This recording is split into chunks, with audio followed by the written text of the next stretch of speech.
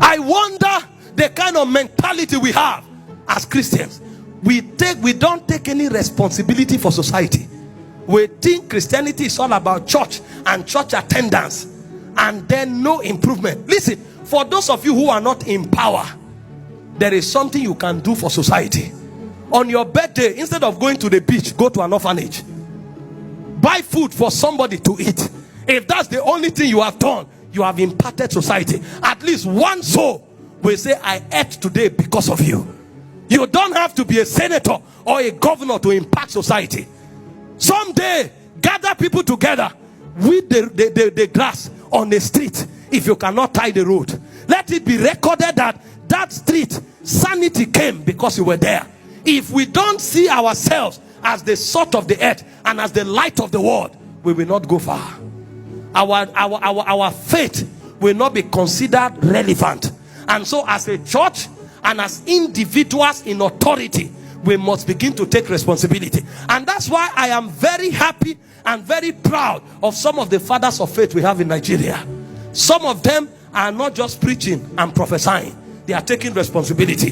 The other time I heard that W.F. Kumuye tied a road of about 1,000 something meters. I said, this is Christianity. These are people to learn from. The other time I heard that E.A. Adeboye, he built over how many orphanages are forgotten, and he's been pumping money there consistently. They may not sing it, but those who are blessed know. And that is what Christianity is about. This emerging generation must understand that influence is not for people to know that you too, you are a deep preacher. You must understand that Christianity is not just to come to God every day and say, I receive, I receive. Christianity must become relevant, and it must become relevant to our present society. Take responsibility from where you are, and God begins to enlarge you. If your life does not impact and transform men, you don't know what Christianity is about. Christianity is not a religion, but there's a religion in Christianity. And what does the Bible call that religion? It says to remember the widow. It's to remember the orphans. When was the last time you remember the poor around you? When was the last time you remember the orphan? And you are hoping that God will make you president. God will make you influential. What will be the purpose if it's all about food to eat? Your life is bigger than what to eat.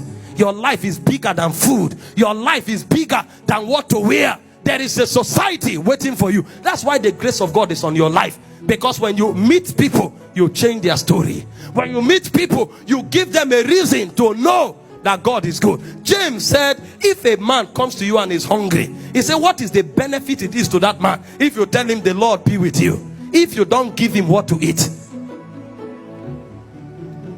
Christians are growing very, very irresponsibly. And that's why even the ones that are in power don't know that they are supposed to be there as an example. What a shame that we have more than 50 senators and it doesn't reflect in policies. What a shame that we have more than 50 senators. It doesn't reflect in advancement in society. What a shame that we have more than 20 governors, but society is still crying. And then you ask yourself, who are those leaders? Didn't they come from churches? Didn't they pass through churches? What were they taught? How come this scepter has no impact?